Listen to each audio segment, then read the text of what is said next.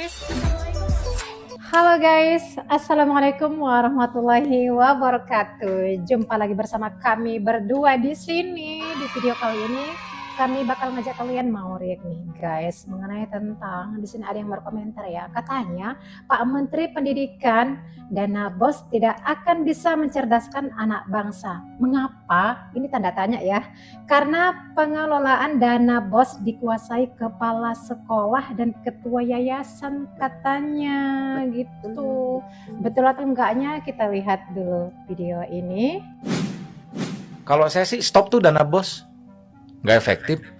Saya membuat riset soal dana BOS itu ke beberapa sekolah. Itu dana BOS yang dikirim oleh pusat sampai ke sekolah dikelola hanya oleh kepala sekolah dan bendahara. Itu yang sampai ke siswa itu less than 20%. Makanya banyak yang ketangkap ya.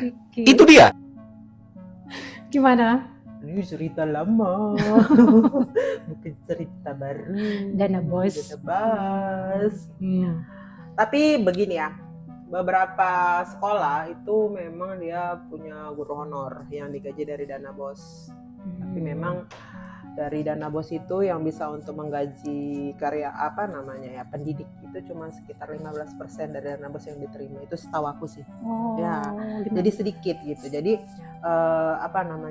lagian dana BOS ini kadang-kadang kalau belanja di atas 1 juta gitu udah kena pajak gitu. Oh, kena pajak. Jadi beberapa guru tidak bisa digaji di atas 1 juta karena dia kan kena pajak. Pantes gaji guru honorer ada yang 350.000, Iya, ada yang 300.000. Jadi kadang-kadang apalagi untuk sekolah swasta mereka udah dapat dana BOS tapi masih ngambil juga uang ini SPP. Gitu. Apalagi untuk sekolah swasta itu biasa kayak gitu. Karena dia memang yang mengelola itu hanya 2 orang. 2 orang. Dan yang mengambil itu hanya boleh kepala sekolah sama bendahara. Operatornya enggak? Operatornya enggak. Jadi yang bikin laporan itu siapa? Operator. Tapi yang mengelola dananya hanya kepala sekolah sama bendahara. Gitu. Kirain di situ ada operatornya juga. Operator ini kebagian kwitansinya. Bikin LPJ-nya. Iya. Itu aja sih untuk dana berapa gitu, dan transparansinya pun kadang nggak ada gitu. Berarti nggak transparansi ya? Nggak ada, makanya kalau sudah akhir tahun pemeriksaan kelabakan. Ini agak bahaya bahasnya. Agak bahaya nih. Cuman memang nggak bahaya gitu. Karena gini ya, ini kita angkat karena banyak yang bilang bahwa kepala sekolah ini dalam keadaan bahaya ini karena diperiksa sama KPK. Bagus itu Pak, periksa aja Pak. Iya. Jadi mana yang jujur mana yang tidak jujur kita bisa tahu kan. Jadi dana begitu banyak apa yang sudah didapat di sekolah itu coba. Misalnya untuk olahraga gitu kan, berapa untuk olahraga, berapa untuk guru gitu. Apalagi guru-guru ini Indonesia ini kerjanya udah melebihi PNS tapi gajinya masih di bawah standar. Guru-guru honor itu cuma menang di pakaian aja Pak. Kalau gajinya mereka mengkhawatirkan. Saya dulu pernah jadi guru Pak, 132.000 1 bulan. Wah, dari dana tahun berapa itu? 2007. Oh, itu tahun 2007 ya. Tapi kalau tahun sekarang nggak lagi ya? Di atas 500. Oh, alhamdulillah Ada kenaikan sih kita memang. Tapi tahu sendiri 500.000 untuk apa? Untuk bedak. Kalau masih gadis sih aman ya kan. Aman. Apalagi masih nggak aman sih sebenarnya. Cuman ya cukup lah kalau untuk beli lipstick ya. Sunscreen nggak lagi. Lipstick Maybelline pula ya. Jadi dana-dana ini sebenarnya harus ada transparansinya. Memang Dinas Pendidikan melakukan verifikasi setiap bulan ya. Mereka pasti setiap tahun, setiap pencarian gitu mereka minta pemeriksaan gitu. Oh, tapi ada ya? Ada dong, selalu ada. Aku pernah menjalaninya soalnya. Aku nggak tahu. Jadi saya bukan seorang cegu. Jadi tahu lah dana BOS itu gimana penggunaannya. Kebanyakan mereka hanya menggaji guru. Kebanyakan di guru ya. Tapi kalau guru honorernya cuma 3-4 orang? Itu tergantung sekolahnya sih. Misalnya sekolahnya luas gitu ya. Atau misal 6 kelas dan PNS-nya cuma 3 misalnya. Berarti kan kita butuh 3 guru lagi. Iya, 3 guru honorer itu dari dana BOS juga? Iya. Misalnya udah 3 orang guru honorernya gitu. Terus digaji hanya 350.000. Ya, kalau 350. Sementara kita tahu sendiri dana BOS-nya itu agak besar kan? Iya, tergantung banyak siswa sih. Oh, tergantung banyak siswa. Apalagi di SD tuh satu siswanya per tahun 600.000 atau 500.000 yang belum tahu nggak. Sekarang nggak tahu kebijakannya. Iya. Jadi dia cairnya per 3 bulan. tiga kali Oh, 1 3 kali tahun 1 ya, tahun. pernah 3 kali, pernah 4 kali, mungkin ini ada 2 kali gitu ya. Oh gitu. Jadi kepala sekolah itu harus meminimalis gaji selama 12 bulan, tapi chairnya hanya 2 kali atau 3 kali gitu. Oh gitu. Jadi guru honor itu kebanyakan gajinya Dari situ 3 ya. bulan sekali, 500.000 3 bulan sekali. Jadi selama 3 bulan puasa tuh guru-guru. Oh. Cari dana utangan di mana-mana. Nanti, Masya Allah. nanti bulan ketiga cair baru dibayarin. Masya Allah, guru Aduh. honorer. Semoga Allah Subhanahu Wa Taala mengangkat Alamin banget derajat guru-guru honorer kita semuanya Amin. se-Indonesia. Amin. Oke, kita lanjut ke video berikutnya. Iya, kita ini yang lagi viral di media sosial ya. Nih, Jadi yang saya curiga, ini masih curiga ya Pak ya, apakah ada kerjasama antara kepala sekolah dengan pihak Bank BRI secara diam-diam atau bagaimana? Karena setahunya saya yang melakukan aktivasi itu adalah siswa dan orang tua. Tapi kenyataan di lapangan di daerah saya, orang tua tidak tahu, siswa tidak tahu, tapi sudah melakukan aktivasi, bahkan uangnya sudah ditarik tanpa pengetahuan orang tua. Dan ini banyak. Saya ada banyak Pak, buku rekeningnya saya sudah simpan semua. Dan saya rencananya kalau sampai tidak diberes-bereskan ini saya mau minta KPK periksa untuk dana-dana PIP reguler. Karena memang banyak sekali. Orang tua tidak merasa terima uang, tetapi tercetak uangnya ditarik. Ketika ditanya pihak bank dengan seenaknya, silakan tanya ke kepala sekolah. Nah, orang tua pergi ke kepala sekolah bilang, silakan tanya di bank. Nah, akhirnya orang tua larinya kepada kami Pak sebagai anggota dewan. Ibu, Anda sebagai wakil rakyat, tolong kami. sampai di sini. Gimana pendapat Semalam baru banyak yang cerita sama masalah ini. masalah ini ya? Ada juga yang bilang, Bu, anak saya terima KIP tapi tabungannya dipegang sama gurunya. Hmm. Itu kayak mana Bu cara mintanya? Dia bilang aja minta aja, itu kan hak dia. Cuman Bu, mereka bilang ini untuk biaya sekolah ini segala macem. Oke, kalau gitu berarti Ibu udah nggak bayar uang sekolah, aku bilang. Terus mereka bilang, tapi kan sekolah itu bukan uang sekolah aja, bukunya. Apalagi dia SMA kan, sama kita itu uang KIP-nya. Iya. Jadi itulah, di situ juga aku aduh ini harus ditindak ini. Karena katanya mamanya nggak ikut-ikutan waktu aktivasi. Oh, jadi tiba-tiba udah aktif gitu? Udah aktif ya, bahkan dia sekarang udah tamat kan. Dia merasa terus dia cerita sama kita waktu itu, dia bilangnya gini, Bu, seandainya aku minta itu apa boleh ya? Boleh aja, bilang aja nih Bu mau kuliah gitu. Karena dibutuhkan kartunya ya. Lalu lucunya lagi kadang BRI sama kepala sekolahnya tuh bisa ini ya, bisa kerjasama gitu. Kayak yang dikatakan Ibu ini tadi ya. Seperti yang kasus yang aku terima semalam, orang tuanya nggak ikut gitu. Sementara sekolah yang pernah aku tahu gitu kan, tetangga aku itu orang tuanya harus ikut. Iya, mendampingi. Dan yang mereka menerima ATM dan buku tabungannya, seperti bantuan-bantuan yang pakai ATM kan nggak boleh ATM itu dipegang orang lain. Iya kan? Nama yang bersangkutan. Iya.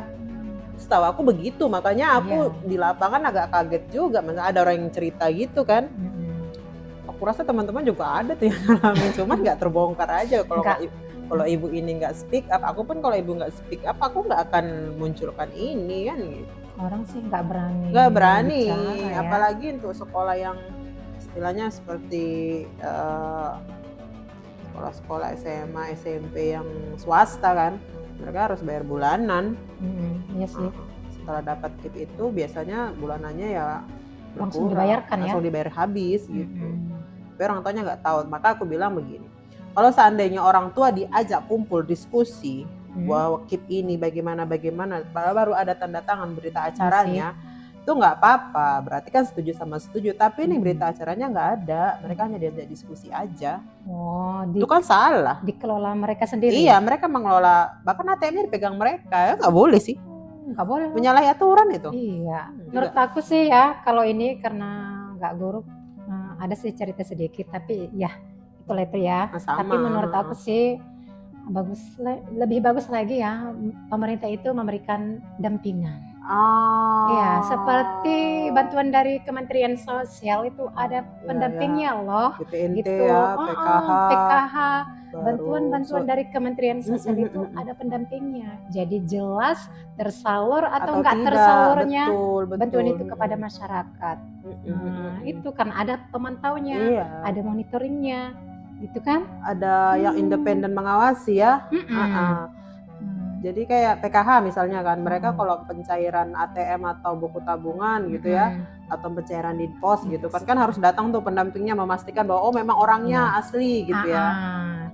Jadi Ya betul-betul. jelas-jelas orangnya dan nggak boleh diwakilkan. Kayaknya bagus juga ya ide. Iya, kalau bisa sih pemerintah Kementerian Pendidikan memberikan dampingan kepada pengelola dana bos ini ya. Ya, atau dana KIP ini gitu, Dana KIP diserahkan ini. kemana gitu ya kan. Kalau ada dampingannya tadi kan lebih jelas gitu. Ada nama-nama yang harus dana KIP-nya cair, kita ke BRI, kita ambil, kita checklist bahwa memang ini orangnya, ini orang Iya. tuanya. Harusnya begitu ya, Terus kan pemantaunya ya. terus kita tahu si Anu kenapa nggak disalurkan? Oh, Kan ada alasannya. iya, Bisa iya. saja si anak sudah pindah sekolah gitu. mm. Jadi kan antara komunikasi pendamping dengan BRI, Bang lah kita katakan ya Bang penyalur gitu ya. Ada komunikasinya. Kenapa si Anu nggak disalurkan? Iya, Ada alasannya. iya. Jadi pemerintah bisa dapat datanya valid ya melalui aplikasi misalnya gitu, seperti PKH dan BPNT kan gitu. Jadi mereka tahu ya, pemerintah pun ngerti bahwa ini tersalur, misalnya 100 kartu yang tersalur 70, berarti 30.000 masih mengendap kan gitu Iya. kan. Alasannya apa? Alasannya apa? Gitu, betul. Jadi kan jelas alasannya, bukan tersalur semua. Walaupun orangnya sudah pindah, tersalur semua enggak. Jelas ada alasannya dibuat oleh pendamping tadi. Ya. Makanya menurut aku sih, menurut kita ya, Ya. cocok itu adanya Cocok, pendampingan ya. untuk penyaluran dana Untuk para siswa tadi. Untuk para anggota DPR, tolong itu di Dinas Kementerian Pendidikan dikasih satu desk job lagi untuk pendampingan bansos yang mereka keluarkan kan gitu. Kementerian Sosial mereka udah keluarkan banyak pendamping yang Pendamping PKH, BPNT, bahkan pendamping anak, pendamping lansia, disabilitas. Jadi terpantau gitu, uang-uang yang disalurkan itu terpantau gitu. Jadi sebenarnya memang pengawasan ini yang kurang, Iya. maka terjadi hal seperti itu kan. Jadi ada monitoring. Monitoring. Gimana teman-teman menurut kalian? Iya. Cocok nggak sih itu kalau memang kalian merasa cocok, tolong di-sharekan ke anggota DPR Komisi 10 tentang pendamping bansos untuk Bansos Kementerian PIP. Pendidikan. Iya. Bansos, BOS, Bos, baru apalagi yang dari jenis pendidikan. bantuan dari Kemendikbud dana DAK, dan ada dana alokasi untuk pembangunan. Iya, untuk pembangunan Iya. Jadi kalau nggak ada pendampingannya itu yang Aduh, bekerja sama ugal-ugalan.